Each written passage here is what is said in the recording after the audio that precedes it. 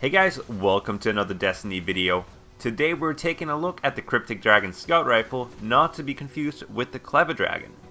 This review will mainly be PvP oriented, although I will touch lightly on its PvE potential.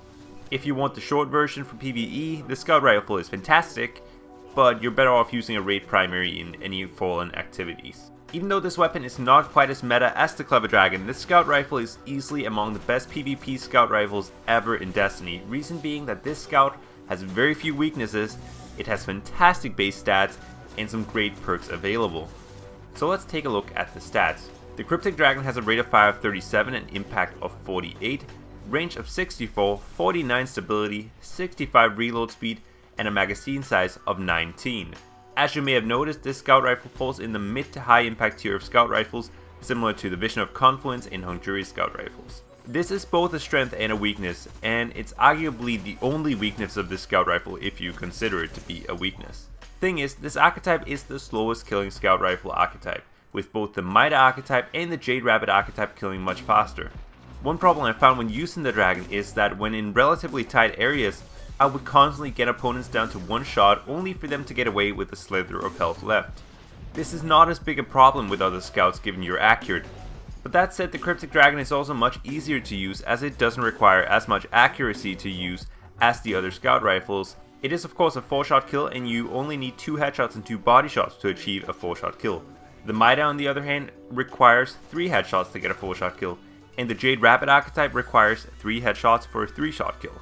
Just one body shot too many will significantly increase your time to kill on those scouts. With the Cryptic Dragon, your risk is lower but so is the reward. In that sense, it's both a strength and a weakness. But the rest of the stats are awesome. The range stat of 64 isn't anything crazy, but you'll only ever start to notice drop off on maps like First Light. 64 is more than enough range. And 49 stability may not sound like a lot, but because this weapon is an old year 1 weapon that was brought back of course, it drops with the year 1 sights that also increase your stats. I find that most of the time you want to use a red dot sight, and the old red dots will boost your stability by somewhere between 5 and 12 plus. This means your stability could be as high as 61 without any other stability boost. This is very high for a scout rifle in this archetype. If you have the Red Dot-OAS sight, your stability could potentially max out at 95 if you have either brace frame or hand laid stock. And I find that both of those perks are very viable on this scout as it has a huge magazine size of 19 and a good base range stat. Because of this, the downsides to brace frame and hand laid stock are much less noticeable. In addition to the great base stats, the Cryptic Dragon can also roll with some amazing perks. In the first column, you definitely want to look for crowd control. Crowd control will of course boost your damage by 15% after a kill, which brings your headshot damage up to 70 and body shot damage up to 47. This allows you to 3-tap Guardians to the head and you can maintain a 4-shot kill with just 1 headshot and 3 body shots. This perk is amazing for PvP and works extremely well with the large magazine size. I get triple downs all the time because of this perk, and I even hit back-to-back breaker medals once with this thing. With crowd control you absolutely shred your opponents, but if you're more of a PvE guy, triple tap isn't a bad option either. In the middle column, you want to look for stability perks for PvP. Brace frame and hand laid stock are the only available stability boosts, and honestly the only perks in the middle column that are really gonna be worth using in PvP. You may think high caliber rounds would be the way to go, but Holzman actually made a video a while back where he found out that high caliber rounds doesn't actually make a difference on scout rifles. I'll be sure to link that video in the description. But that said, high caliber rounds are definitely my go-to perk for PvE. By staggering your adds, you also make sure they don't shoot back, so high caliber rounds is highly valuable in PvE activities. Another good PvE perk is explosive rounds, which is especially useful when the small arms modifier is active, as it gives you a significant damage boost, allowing you to completely melt high tier opponents and even bosses. In the final column, you can't really get a bad perk. You can roll Third Eye, Outlaw, Reactive Reload, and Firefly. Depending on how you want to use the scout rifle, a strong argument can be made for all of those perks. I have Third Eye on both of my Cryptic Dragons, which in my opinion is probably the weakest perk available here.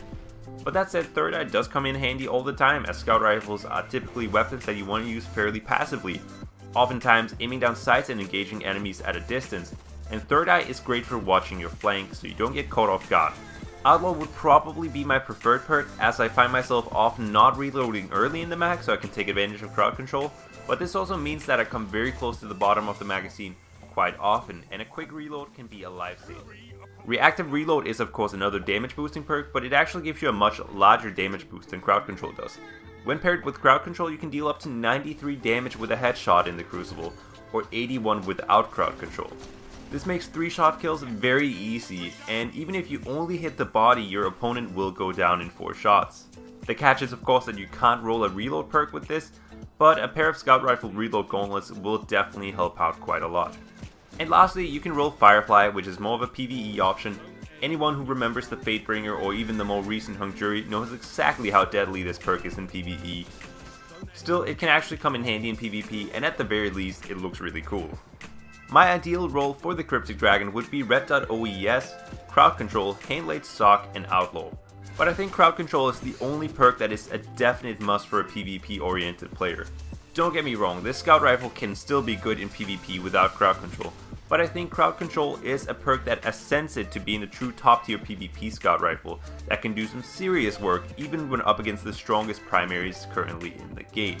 Of course, it is a Scout Rifle, you want to keep your distance, so it's not a weapon you want to use on every map, but on maps with plenty of long lines aside, it is dominant. Overall, this Scout Rifle is extremely versatile, it's great in PvP, great in PvE, fantastic perks, and amazing base stats, nothing not to like about this. So that's all I've got for you guys today. Hopefully this video encouraged you guys to grab this thing out of your vault and try it out because it is actually really good. At the time of making this video, we don't know what the Trials map is going to be this week, but if it is a fairly long range map, try it out there because it is going to be amazing, I promise you that much. Hope you guys enjoyed the video and found it helpful, and I will catch you all on my next video.